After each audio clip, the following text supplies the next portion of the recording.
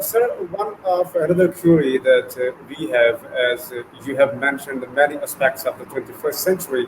21st century is a totally different than our previous centuries.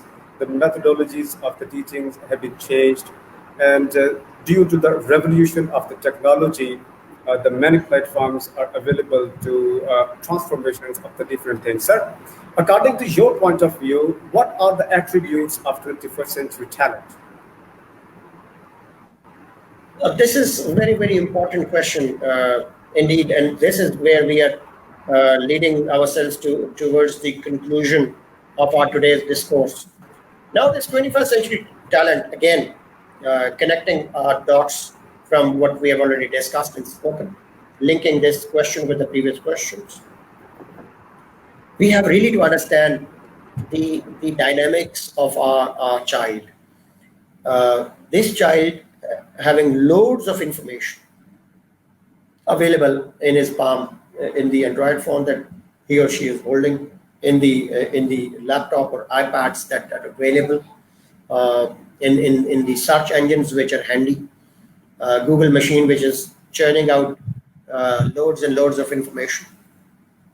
We really need to understand as to who is the child we are trying to teach and what fundamental attributes we really would like our child to take home or take back as a graduate of our campus. That is going to be very important. And I would add here that it's the 5 C's which I always keep sharing, which are very, very important for a balanced grooming of a child, for a right personality desired and required in the job market. The first and foremost attribute that you need to instill in your children at home and in classrooms where you teach is the confidence, is the ability to carry himself and herself the way he or she thinks, the ability to express herself and himself, the ability to ask questions, the ability to look the teacher in his or her eyes. That is called confidence. That is the power to express, the power to manifest his or herself without any qualms, without any complex, without any hiccups. He or she is not only able to carry himself or herself with enormous confidence, but also at the next level is the second C, which is creativity. We must instill in our children the ability to create of their own, as against the rote learning, as against the parrot teaching, where they were made parrots. They were only expected to repeat what was being said to them. It has to now be the other way around. They really need to, and they really need to be encouraged to come of their own. If they are asked to reproduce, they must be encouraged to use their own diction, use their own jargons, use their own idioms. It can be creative writing, it can be creative speaking, public speaking. Yes, In you your were talking about so creativity is the second C. Third attribute and the third C is critical thinking. Critical thinking again is the ability to assess, the ability to analyze, the ability to judge, the ability to see the pros and cons of a given question or topic or area of study. He or she should not believe in what is being said to her or him. He or she should have supplementary questions. He or she should have the ability and the skills and the passion and the energy and the confidence to come with the right questions on the given assignment or the given topic. That is the critical thinking. That is confidence, creativity, critical thinking. And the fourth C, which is very important, is communication. The ability to communicate as naturally as leaves come to a tree. He or she should be fluent enough to use the right words, to express the right ideas and thoughts on the given topic or assignment in a very natural, fluent way, to have the right skills, language skills, grammar, the ability to make right sentence, the right sentence structure without spelling and grammar mistakes. They should be able to not only express themselves when they are made to write something, but also the ability to face people on the stage. Assemblies in the morning need to be made more creative, need to be made more engaging, where every child of all classes have been or have to have the opportunity to come on the stage and express his or herself before the 500 or 700 students sitting in front of them. And those who are on the stage should be encouraged to really say things with confidence. The ability to communicate is very, very important. If today they are made to stand up the stage, this life, mind you, is a greater stage where these children have to face people tomorrow, whether they work in public offices or private organizations, or whether they work as entrepreneurs and job providers themselves. They have to talk to people. They have to talk through the ideas, and they have to make their products sellable. As salespersons, if they are able to express themselves, they'll win deals, they will win contracts, they will win partnerships. It's the social genius in them which really needs to be harnessed, and it is the ability to communicate which really gives them the right skill to express themselves. And the last C, and then fifth skill set, which is very important, is the ability to collaborate. Collaboration is again the social genius. The ability to work with people, the ability to lead a team, the ability to work as team member, the ability to evolve partnerships, the ability to go and, as I was referring to, going to a hospital emergency, going to sit with the parents and the near and dear ones of the patient who is struggling for his life inside. It is the social trauma which needs to be addressed. And these children, if they're taught to talk to people through social therapy and emotional traumas, it is their ability to work with people. It is their social genius to bring partnerships, which is very important to make them a successful person. So it is the 5 C's now, I repeat. It's the confidence, it's the creativity, critical thinking, communication, and collaboration.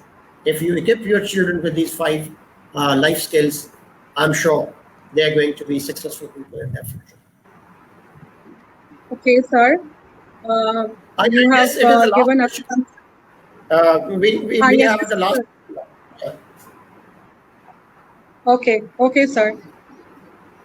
Sir, this is just the last question, and this is from the side of our students. This is actually their heart, so I think so we take this question as well.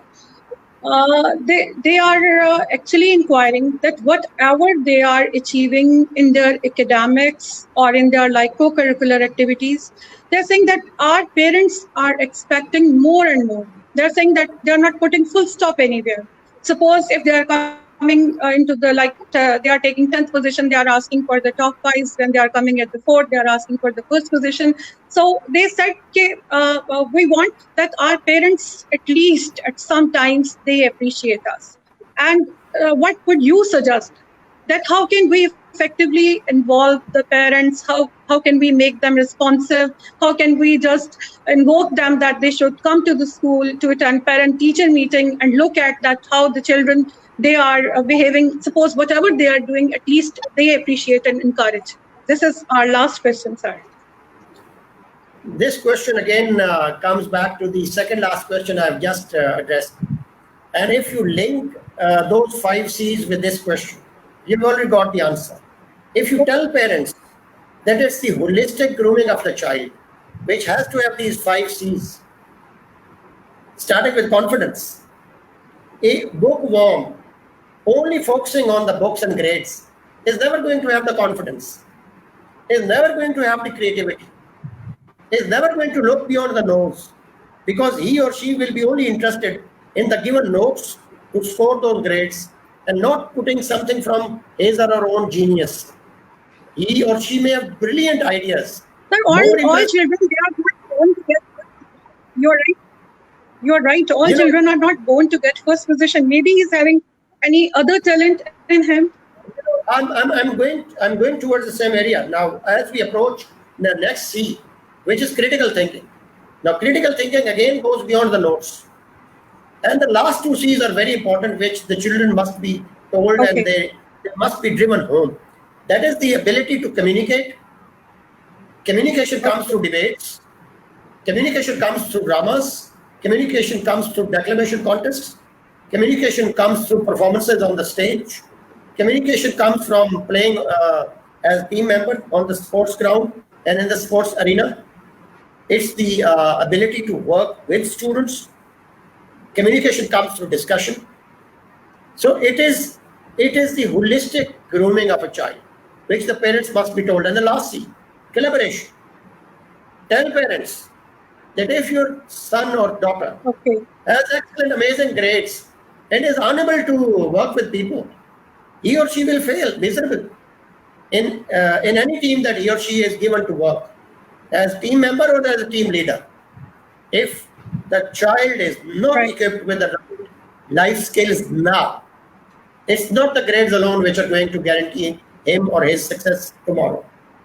Tell these things to the parents. And we really need to educate our parents while we are educating their children on the one hand. But many schools don't work an iota of their activity on the counseling of the parents. So it is time that we teach and educate our parents as well, that please develop an attitude of gratitude. Be thankful to your children. Say them thanks, appreciate them, give them compliments. When they bring home the trophies, when they bring home the grades, they need to be appreciated. And let me quote an example from an Indian tycoon. Recently, a couple of years ago, I read in a newspaper that an Indian tycoon had a son who failed in matriculation exam. And the father celebrated that result in a massively big party that he hosted for his all friends and family at home. And the wife was frequently asking the husband, "Are you crazy? Don't you know that your son has miserably failed and you're still inviting through formal invitation cards all your cousins and brothers and their families and spouses and children and all your friends, and you are throwing a lavish party in the beautifully decorated front lawn of the house?" And he said, "Yes, I know. My son has failed, but this is not the only exam that the son is going to appear. There are still many exams, and I'm sure that my son will pass all those exams that the life will offer ahead of him. And if today he has failed, does that mean that I'm no longer his father? Does that mean that my son is no longer my son? I'm going to celebrate his result anyway." The party was thrown and everybody came and everybody was asking as to what grades the son has qualified. And he would tell them that today he has failed, but I'm proud of my son that tomorrow he is going to be a winner in any challenge, in any exam that is going to come on his way. That is the spirit that we as parents really need to have, because results and grades only are a part of this journey. This is a long and hard struggle. Our children will have to fight, and these small little hiccups should not influence our relationship with our children. We continue to be the parents, and our children continue to be our children, and the relationship should go on as before, irrespective of the grades that our children bring home.